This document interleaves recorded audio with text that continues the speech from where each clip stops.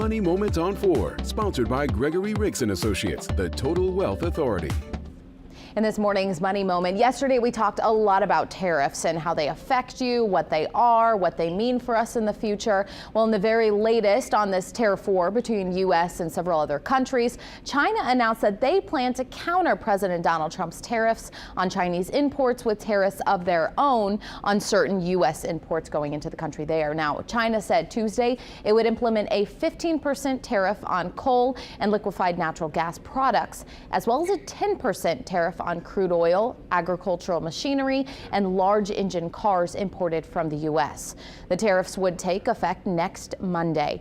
If you remember, tariffs the president planned to impose on both Canada and Mexico were supposed to take effect yesterday, but they've been put on pause for at least a month after he met with both countries' leaders, who agreed to step up efforts to stop things like drug trafficking across the border.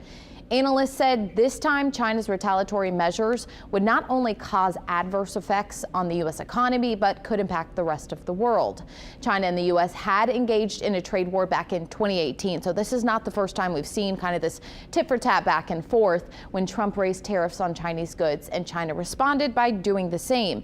Now, the president was expected to meet with China's president yesterday. We'll have to wait and see if that is still set to happen sometime this week.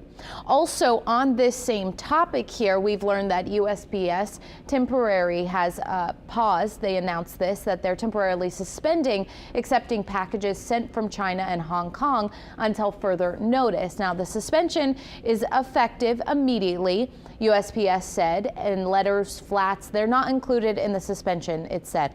Now, we don't have a lot of information on this. The Postal Service didn't provide a reason for the suspension or say how long it expects it to last, but of course, we'll keep you tuned into this. Again, it's just on those packages. That's your Money Moment on this Wednesday morning.